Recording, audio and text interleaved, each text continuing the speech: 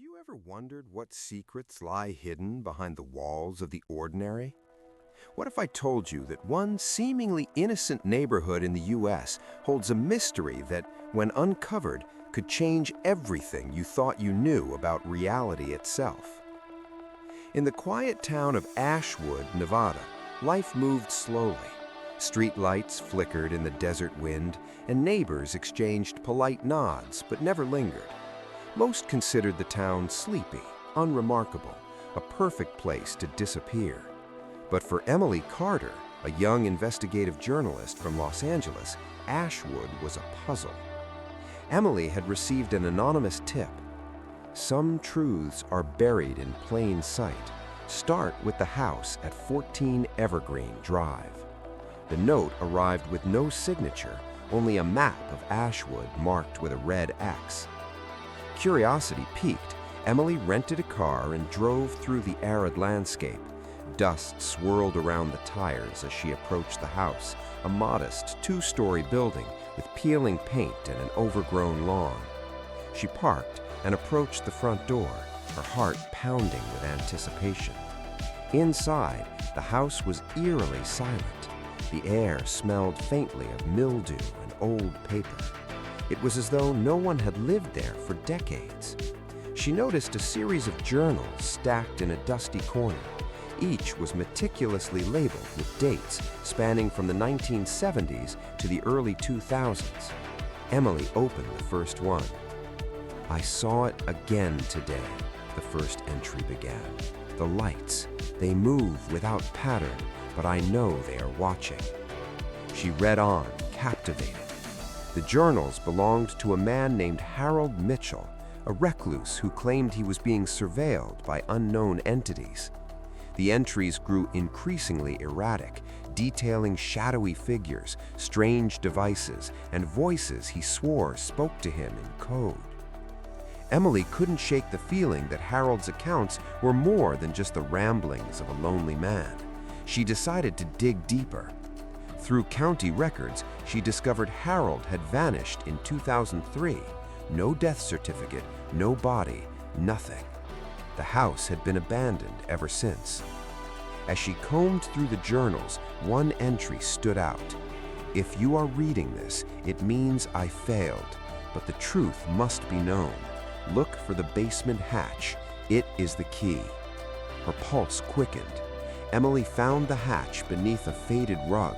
The basement was dark, but with a flashlight she descended. At the bottom, she discovered an intricate network of wires, screens, and strange devices, almost like a control center.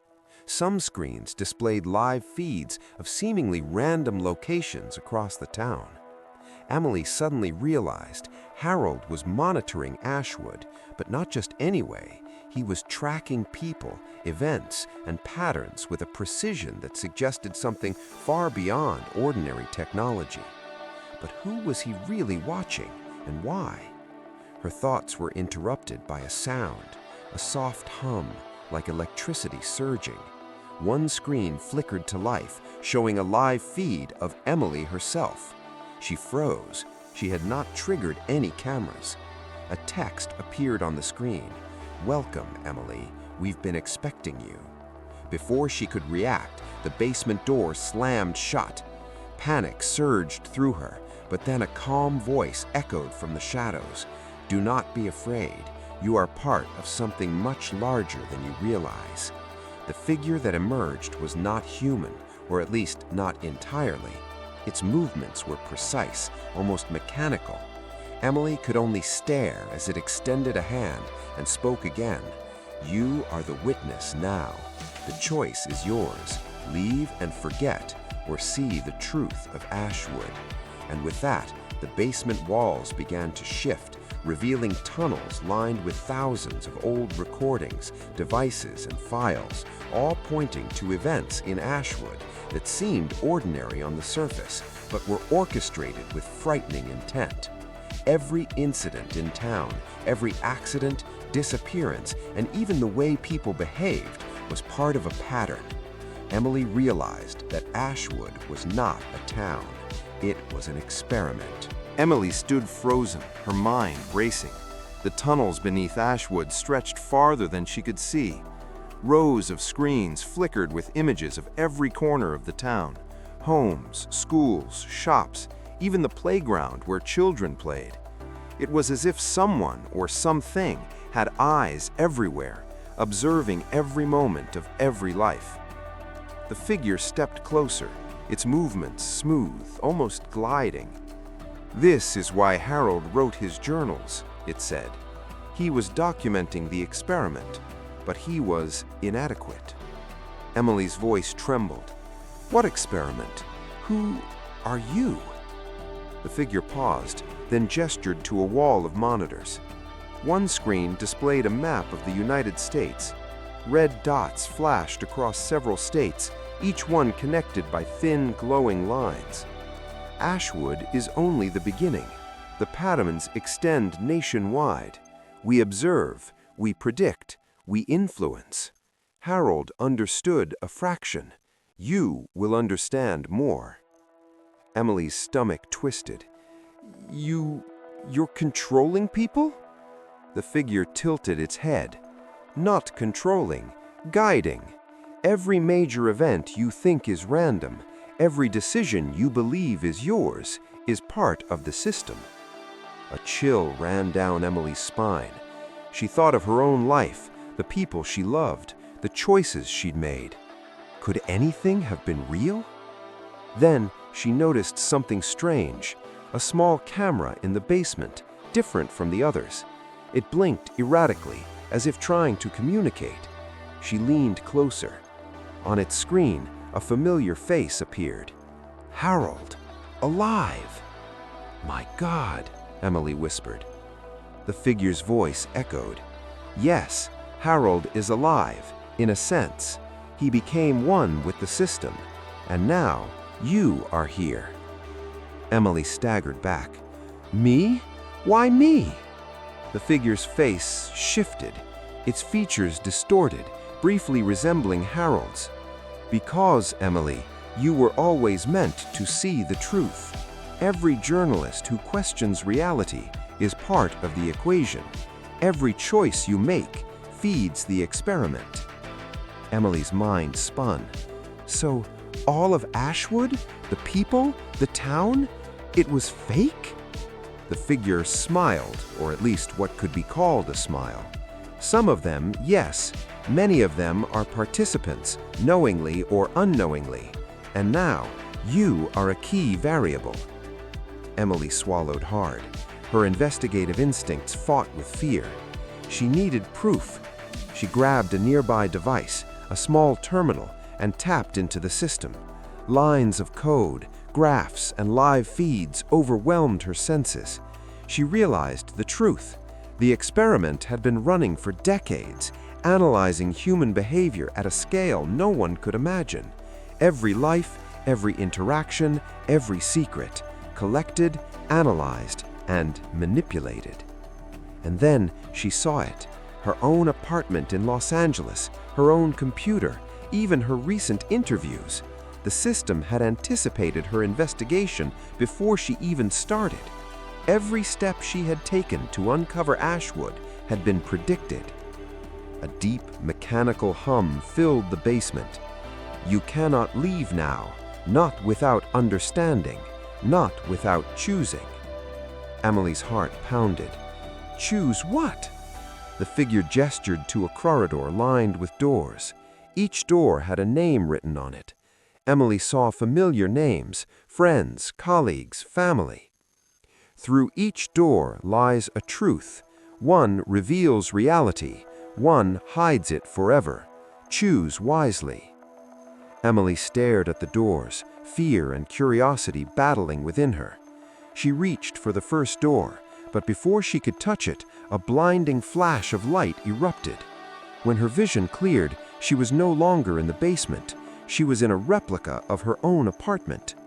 Everything looked normal, except the walls were lined with screens, and on every screen she saw herself, moving, typing, living, observed from hundreds of angles. And then she understood. The final twist. Ashwood was never a town. The figure was never alone. And Emily had never truly been outside the experiment. Every investigation, every clue, every step she took to uncover the truth had been part of the system all along. Her mind reeled. I'm the experiment? A voice, calm and cold, spoke from every speaker in the room. You were always the key variable, Emily, and now you will decide the next stage. Emily's hands trembled as she faced the endless array of screens. Each one reflected a version of her life, her choices, her fears. She realized that the system had been studying not just Ashwood, not just the town, but her mind itself. Every instinct, every suspicion, every thought she had ever had been predicted. But Emily was not ready to surrender. She took a deep breath and whispered to herself, "If this is a game, I'll play by my rules." She began touching the screens, moving faster than the system could track. She found weak points, small glitches in the monitoring, remnants of Harold's work. And then she saw it, a single folder marked Exit. Her pulse raced. She opened it. Inside were hundreds of lines of code, the control protocol for the experiment. A sudden realization hit her. The system relied on predictability. It could anticipate human behavior, but not human creativity, not human defiance. Emily started altering code, inserting variables the system couldn't recognize, introducing chaos. The screens flickered wildly. Alarms, digital but eerily human, blared. The figure that had guided her appeared again, now distorted, fragmented. "You cannot disrupt," it stammered, voice breaking. Emily pressed a final command. Lights exploded across the room. The walls of the apartment shattered, revealing the true environment. Ashwood itself was suspended in a massive dome, wires, cameras, and sensors stretching into infinity. The town was a controlled simulation. Everything she had seen, the streets, the neighbors, even the sky, was artificial. And then, the final twist. On one of the largest screens, Emily saw thousands of other simulations, each one with its own Emily, Harold, or citizen. The experiment was global, running countless versions of human lives simultaneously. She wasn't just a participant, she was the first to break free. Her heart raced. The figure, now a flickering amalgam of faces, whispered desperately, "You cannot leave. You are the key to the experiment."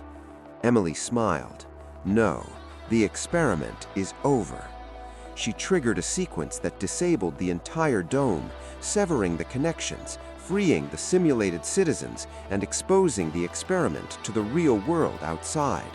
The dome collapsed, revealing the Nevada desert beneath a scorching sun, vast and empty, untouched by the illusion of Ashwood.